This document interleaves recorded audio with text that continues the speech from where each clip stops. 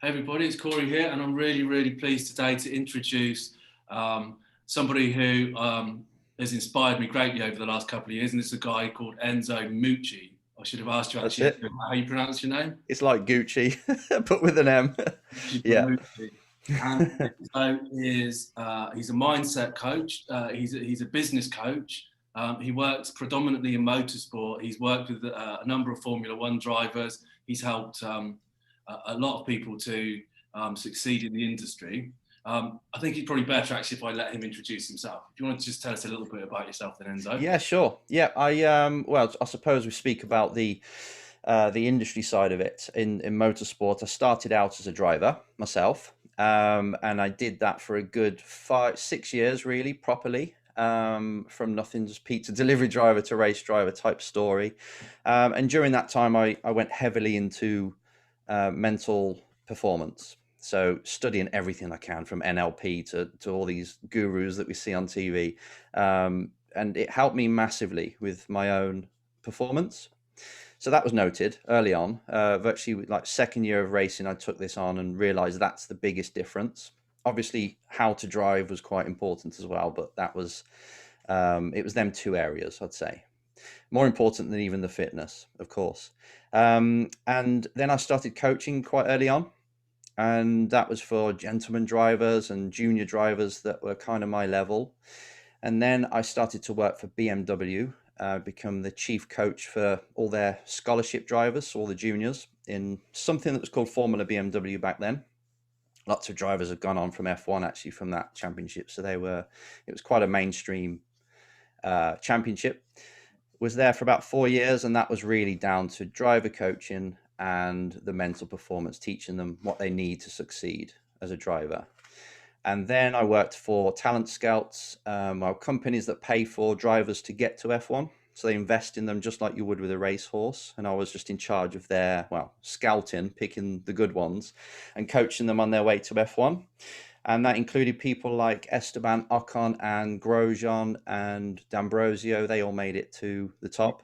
These Uh, are all current or yeah, Formula One drivers. Yeah. yes, current F1 drivers. So it was basically them as they climbed the ladder, and we invested in them. And then, yeah, since then, I've just been coaching drivers individually and for companies and for sports agencies, mostly race drivers. And then obviously, I've got people in business and a few other sports, because the crossover of mental coach or training from what a race driver needs to be good at is pretty applicable to everybody, because it's the human trying to get the best out of themselves. So that's what I spend my time doing now. And that's how I've ended up talking to you today, because in the beginning I was looking for the advice on the driving, Mm-hmm. and I found you on YouTube. And as I started to watch your videos, it became more and more obvious that you was talking about mindset more Yep. predominantly than driving techniques. Yep. And I've been following you for a couple of years now, and I see you talking more and more about the success principles. Mm-hmm. And these principles apply, like you say, across business, sport. Yep. We can really apply them to anything. Principles are always the same. It's just a matter of the application, isn't it? Yes. 100%. So this is what I want to talk to you today. I want to get some insight into how we use these principles and how we can apply them into different like different fields. Like I've used them with professional tennis players. You've used them with professional racing drivers, and we both use them with professional businesses. Yes. So what are some of these principles that you teach drivers? Like, let's talk about the Formula One drivers. Mm-hmm. What help have you given these drivers? What principles have you helped them to integrate into their mindset that have allowed them to become successful, that's helped them to do that, that can also be applied to your business? Okay. It's something we touched upon recently, just me and you, is it is becoming the person you need to become in order to get the goal you want. Right. So if you've got this goal of becoming an F1 driver or winning Wimbledon or whatever it is, obviously that takes a certain set of skills, and not just the technique of driving the car or hitting the ball, but it's the character of the person, the attributes. And what you notice is if you get these so-called geniuses, the world champions, it could be like a Michael Jordan or anyone that's achieved outstanding things, you know that if you put them in a different environment where their skills might not be as good, they've kind of got the mindset that would probably get them to a good level in whatever they applied themselves to. And that makes you ask yourself, okay, so it is a character thing. It is the way they operate as a human being. That seems to be very important. So, and you see them succeed in business afterwards, some of these top sports people. And so there's a link there. So I always thought, right, so if we got the goal, what are the main important things to get this goal a reality? And let's train you in them things. And it could be something like people skills, sales skills. It can be how to perform on demand. How can I access these skills when the pressure's on? Even branding, it's very wide, but basically what do I need to excel at? And I don't know if I'm jumping ahead of myself here, but when I sit down with someone the first time, we go through their goals, and I get them to say to me, we know where you are. We know your midterm goal. What's the closest goal, 1 year goal that you've got, short-term goal, and what's the big North Star? And they tell me these first. Great, perfect. So now we can see the path, pretty much what's got to be walked. Now, who is it you actually look up to? Who's a mentor or someone you know that could absolutely destroy this, or they have in the past? In our industry, it would be Lewis Hamilton. So I get them to tell me the 3 or 4 things that Lewis Hamilton possesses, and that's why he is as good as he is. So I'm asking them, you tell me, how did he do it? He went from just a normal, working class family to that. What do you think helped him do that? And we usually know, it could be related to their work ethic. It could be how they are when they are performing and how calm they are no matter what's coming. But they'll tell me this. And then we talk about, okay, score yourself out of 10 in these areas, or 5, whichever we use. And they'll tell you pretty much where they are now. And you can see a big gap. And once you see this gap, you're like, oh, it's probably not going to happen unless I change or improve. And then I run them through a destiny mirror, which is pretty much them looking at their life. If they carry on with these 4 out of 10s that they've got at the minute, what do you think is going to happen in a year's time? How close are you going to get to that first goal? What's going to happen to you in 5 years' time, 10? And I get them to be really disgusted with what they see. And it's a bit of a shock. And then we say, right, if you scored 8 or 9 out of 10 in these areas, what would it be like then? And they've got 2 destiny paths then. So it wakes them up, and it starts to, they pretty much write their own development plan. And then obviously we tackle each area, and it's usually the same sort of things anyway. It's going to be mental. If it is technique, if it is actually the skill they need, then that's a separate thing. We just book a session with a coach that's going to teach them that area, or they just make sure they have that as their weekly routine or daily routine to get better at the technique. But on the mental side, that usually comes down to me. And it is normally, performance under pressure, and being able to get into the rhythm and the flow and the zone, so they can access their skills when it matters. So I've taken 2 things, like for me, 2 things really jumped out what you said when you're mapping out that process. Is number 1, creating a clear mental picture. Yeah. In minute detail of what that person looks like, having already succeeded. Yes. They had succeeded. And then actually 3 things. Number 1 was to act as if. Mm-hmm. Have to start acting and behaving and emotionalizing, rewiring the neurons in their brain to believe that this has already happened. They have to start thinking like a world champion. They have to start acting like a world champion, talking like a world champion. Yeah. And then eventually, and operating that with a clear mental picture to know where they're going. Mm-hmm. Eventually, they start to internalize that as being a reality. And as you know, and as I know, when the subconscious mind, which is what we're really working with here, accepts an idea, then it starts to work on your behalf to realize that idea. Yeah, you got it, mate. And then the other thing that I really liked with the technique that you used with the what will happen if you continue on this path, and what will happen if you actually change it, is bringing to the forefront of their awareness the truth. the truth and the emotions, Yeah. getting them emotionally involved Yeah. with the process, because I think that's really, really powerful. When you get the person that you're working with, whether it's in business with their financial goals or their client acquisition goals or growth goals, or whether it's a professional sports person, when they get the emotions involved in a positive way, then that really energizes the whole process. They walk into it as well. They telling you, this is what I need. This is the kind of where I am now in this area. And it's like trying to give up smoking or any habit. If you haven't got what they call pain and pleasure attached to it, you're not going to do it. Yeah. You know what I mean? You don't pay the bill until it's screaming at you saying final demand, we're taking you to court. And it's using that part of the brain really, or psyche, should I say, of this is how I'm going to, it's motivation. So it's a bit of a tipping point, really. So scales, I suppose. The good things that will happen on this side, and the bad things that will happen if I don't change, and it sort of tips until you actually ding, take action. And it's just waking that part. So the more painful you can make it, because pain's a big driver. You say you do realize that you're going to waste all your dad's money if they're paying for the drive, and you make it as disgusting as you can. Probably end up in prison. You know what I mean? If they really visualize what could happen, then I get desperate, then I start to do things, and you can make it as disgusting as you want, that destiny line. Yeah. And it's the more painful, the better.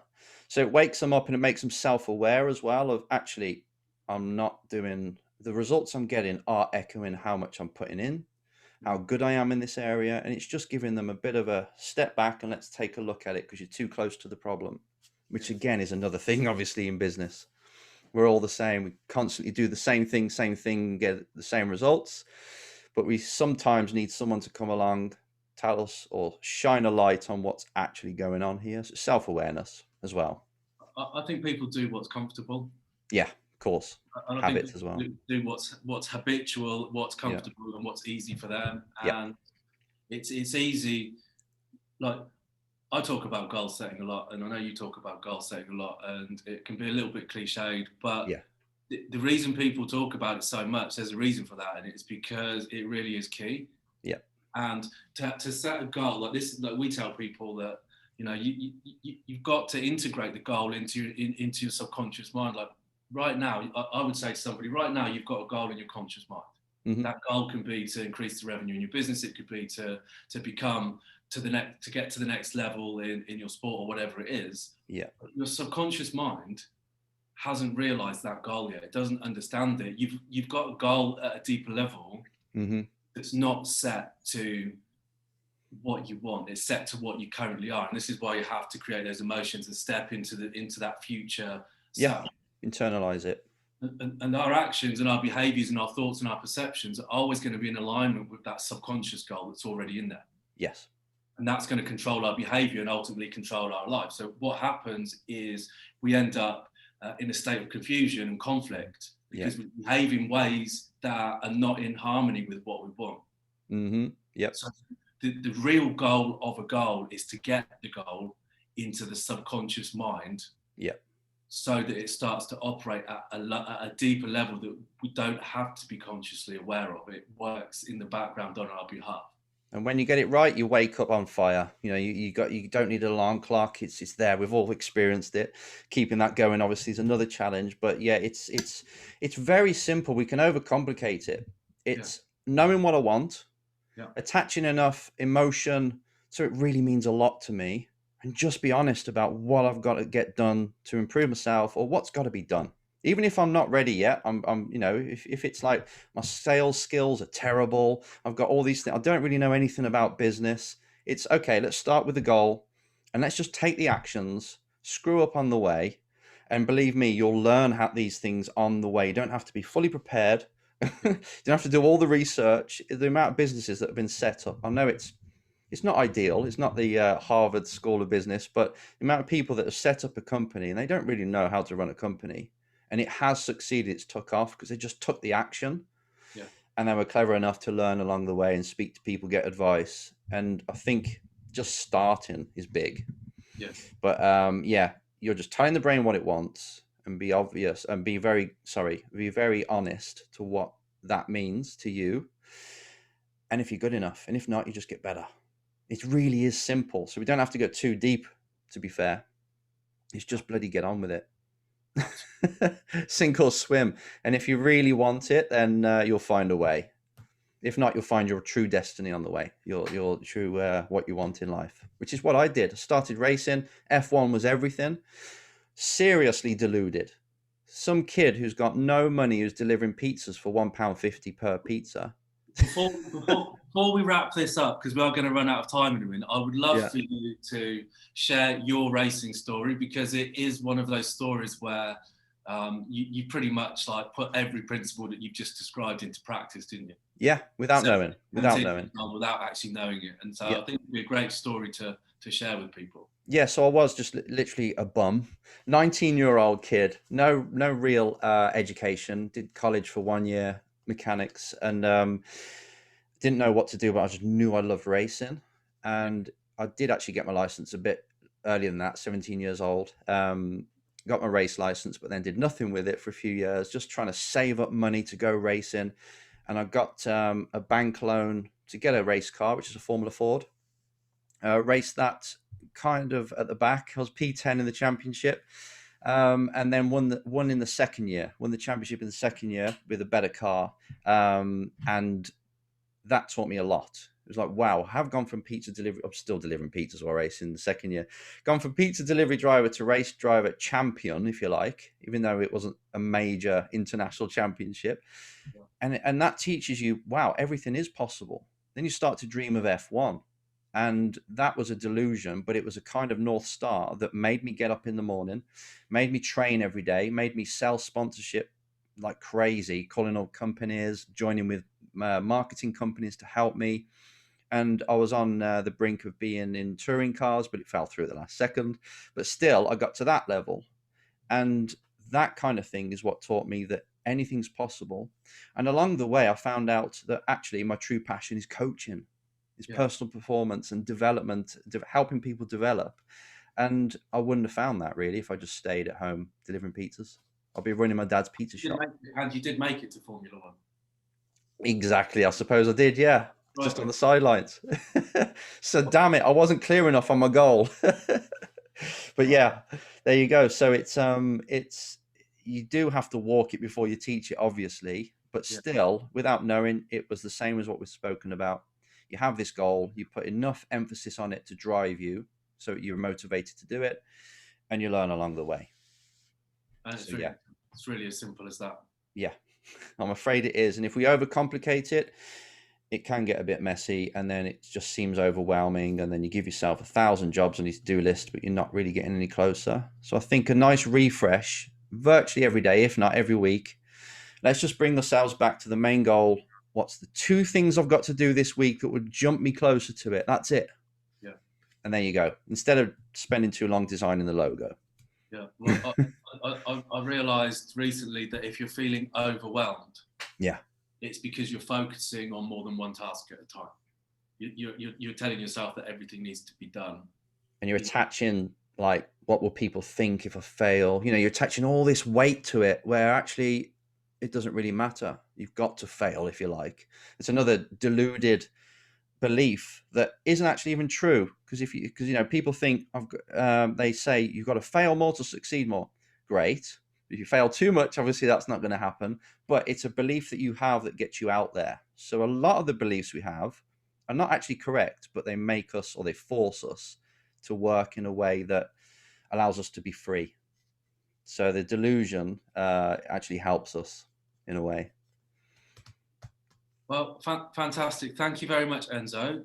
Just before we do wrap up, how can people find you? I know you've got your YouTube channel, which is absolutely awesome. Thank you. Even if you're not into motorsport, it's well worth watching, because it just gives a really interesting perspective on success principles. Mm-hmm. That is Go on. It's Enzo Mucci. Simple as that. Luckily, it's such a crazy name that it's easy to find. But enzomucci.com is the normal website. That's where people go if they're not into motorsport and they just want to see what I do. But the race driver coach is pretty straightforward. That's, if you search for that, you'll find me as well. Fantastic. And you've got, I know that you're on Amazon. Do you want to tell us what's going on with that at the moment? Yeah, obviously get the drive, which is a business book for race drivers, really, how to get sponsorship, the entrepreneur skills and the ways to get sponsorship. That's one that came out last year on audiobook. And then I'm just doing one now called The Warrior's Mind, which helps drivers, teaches drivers the skills that a warrior has, as we know a warrior. So motorsport's obviously a dangerous environment where you need to be mentally resilient and resourceful when you're in the battle. It's teaching them the skills to do that. So again, for business, it'll be perfect. I can't wait for that to come out. I downloaded the Get the Drive on Audible this morning. Good man, thank you. I'm going to be listening to that in my car. That's one that I've sold then. No, thank you. It's great. I hope it helps. It will. I'm going to really enjoy that. Yeah, and thanks very much for coming on today, Enzo. I really appreciate you taking the time. I hope that I value what you've got to share. Yep. And I hope the people that are going to be watching this are going to get some value from it as well. Thanks, Corey. Brilliant. So, thank you very much. Thank you.